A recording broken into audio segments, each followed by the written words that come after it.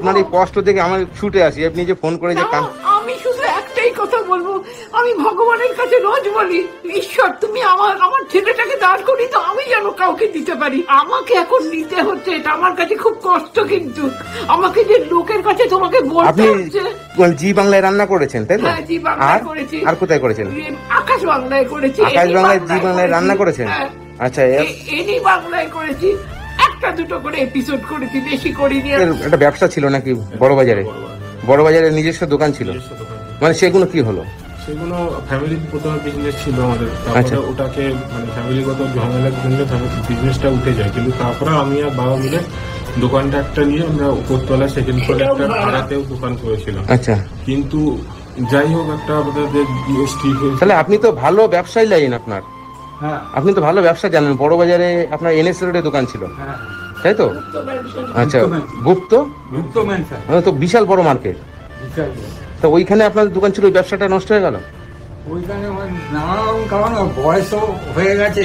আচ্ছা আচ্ছা, আর তুমি চালাতে পারলে না ব্যবসাটা? ব্যবসাটা অ্যাকচুয়ালি আমাদের যে ফাইন্যান্সিয়াল ক্রাইসিস তখনও ছিল, মানে ব্যবসার উপরে কোনো জিনিস নেই কিন্তু জানি, কিন্তু তখন মায়ের শরীর খারাপও খুব হয়ে গেছিল তখন, মানে প্রথম যে চোখের অসুবিধাটা, তারপরে যে সুগার প্রথমে ধরা পড়েনি, তখন থেকে সুগার ধরা পড়েছিল, তারপরে ইনসুলিন, তারপর বাবারও প্রস্টেটের প্রবলেম ছিল, কিন্তু ব্যবসাটা সেই জন্য খুব একটা মানে সেরকম চলছিল না, কিন্তু আমি অনেকটা চেষ্টা করেছিলাম ব্যবসাটাকে চালাবার, কিন্তু আলটিমেটলি আমিও আর পারিনি ব্যবসাটাকে কন্টিনিউ করে রাখাবার, কারণ ওখানে বাড়ি ভাড়া, লেবার পেমেন্ট, তারপরে আমাদের নিজস্ব যে ব্যবসার একটা পেমেন্ট আসতো, সেটা আসতো আপনার মিনিমাম 3-4 মাস পরে, কিন্তু লেবার তো আর 4 মাস শুনবে না। আচ্ছা, আমাকে তো প্রতি বস্তায় পেমেন্ট। ঠিক আছে, যেটা গেছে গেছে। হ্যাঁ, এখন নতুন করে তোমাকে কোনো একটা ভালো কাজ দেখে চাকরি বাকরি করে, হ্যাঁ, তোমার যাতে মা বাবার পাশে তুমি থাকতে পারো। আজকে কি রান্না করেছেন? আজকে ভাত আর ভাতে ভাত। ভাত আর ভাতে ভাত? তাই খাচ্ছি, তোমরা রোজ।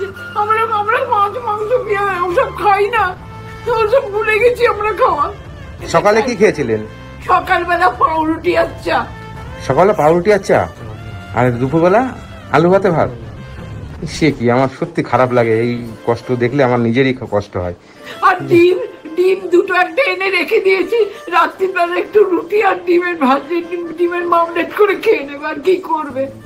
আচ্ছা আচ্ছা বন্ধুরা, আমি আজকে এসেছি বেহালা, তাই তো?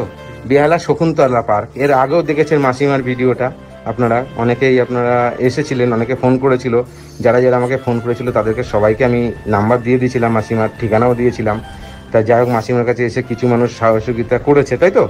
সেটা দিয়ে মাসিমা খাওয়া দাওয়াটা করছে, যে মানে চালটা আর হচ্ছে মুদি মালটা আছে, কিন্তু যেটু মাছ এনে খাবে আর একটু যে তরি তরকারি আনবে সে পরিস্থিতি নেই। সকালবেলা কোনোদিন ছাতু গোলা খেয়ে যায়, কোনোদিন পাউরুটি থাকলে পাউরুটি খায়, মানে এরকম পরিস্থিতি। মানে যাই হোক, এই মাসিমার হচ্ছে চোখটা দিয়ে রক্ত পড়ে, তাই তো মাসিমা?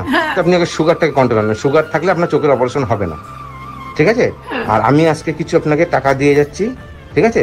এই পয়সা দিয়ে তুমি একটা গেঞ্জি কিনবে, ঠিক আছে? আর মানে তোমার যেটা যেটা লাগে তুমি সেটা কিনবে, আর আপনারা মাছ মাংস দরকার নেই, আমাদের জামা কাপড়ের দরকার নেই, আমরা বাড়িতে থাকি, কিন্তু ও তো বেরোয়, ওর তো দরকার একটা ভালো ভদ্র জায়গায় গেলে, ওর তো একটা প্রয়োজন। কি তো জুতার কি অবস্থা, সব ছেঁড়া ছেঁড়া পড়ে যায়, আমি মা হয়ে আমি আর সহ্য করতে পারি না গো। ঠিক আছে, আজকে হ্যাঁ ঠিক আছে মাসিমা, কান্না করবেন না, হ্যাঁ? আচ্ছা, আর আজকে রাত্রিবেলা একটু মাছটা এনে, হ্যাঁ, যাতে খেতে পারো তোমরা, হ্যাঁ, সেই ব্যবস্থাটা করে আজকে মাছ মাংস অনেকদিন খাইনি, এই আলু ভাতে ভাত খেয়ে আমার সত্যি খুব খারাপ লাগে মাসিমা। যাই হোক, আমি এসছি, আপনি খুশি হয়েছেন? খুব খুশি। হ্যাঁ, তুমি কিছু না দিলেও আমি খুব খুশি, তাই?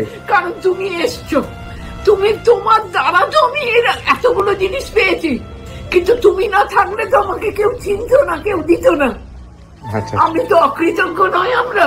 হ্যাঁ, আমার আর কিছু ভাষা নেই, আপনাদের কষ্ট দেখে আমি ছুটে এসেছিলাম। তুমি খুশিদের বাড়িতে যাও, আমি শুনেছি, আমি ভিডিও দেখি, তুমি খুশিদের বাড়িতে যাও, ওরাও খুব অসহায়, কিন্তু কিছু অসহায়, আমরা কিন্তু সহায়, মানে এখনো পর্যন্ত। খুশিদের ব্যাপারটা হচ্ছে কি, সে একটা অন্ধ মাকে নিয়ে থাকে, তার মাটা অন্ধ, হ্যাঁ, কিন্তু হ্যাঁ, ব্যাপারটা হচ্ছে আপনার দেখেন, আপনার স্বামী আছে, আপনার ছেলে আছে বড়, আর খুশির ব্যাপারটা হচ্ছে সম্পূর্ণ আলাদা মাসিমা। খুশি হচ্ছে একটা অন্ধ মাকে থাকে একটা জঙ্গলের মধ্যে একটা ঘর তাদের, ঠিক আছে?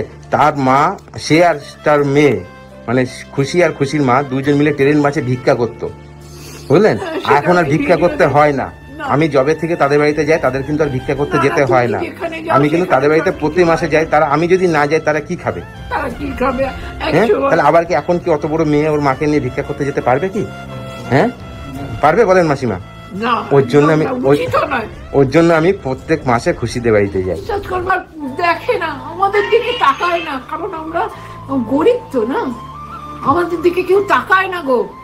আমি তো এসেছি, আমি তো গরিবের বাড়িতে আসি। তুমি এসেছো, তুমি তোমার কাছে ভগবান। 1 2 3 4 5 6 7 8 9 10, এখানে 5,000 টাকা আছে। হ্যাঁ, এই 5,000 টাকা দিয়ে আজকে একটু মাছ মাংস নিয়ে আসবে, যেটা খেতে চাই। ঠিক আছে, তুমি যেটা খেতে চাও, মাসিমা যেটা খেতে চায় সেটা নিয়ে আসবে। আর বাদ বাকি পয়সা দিয়ে আপনি ওষুধ কিনবেন, আর তরি তরকারি যা লাগে সবই নিয়ে আসবে। ঠিক আছে? লোকে একটুখানি ইনারের জন্য কিছু এর থেকেই আমি কিনে দেবো। হ্যাঁ হ্যাঁ, তোমার যেটা প্রয়োজন আছে তুমি তো যাও, তুমি রাস্তাঘাটে বেরোতে গেলে তোমার তো একটা ভালো জিনিস দরকার, তুমি পড়ে যাবে। হ্যাঁ, ঠিক আছে, আচ্ছা।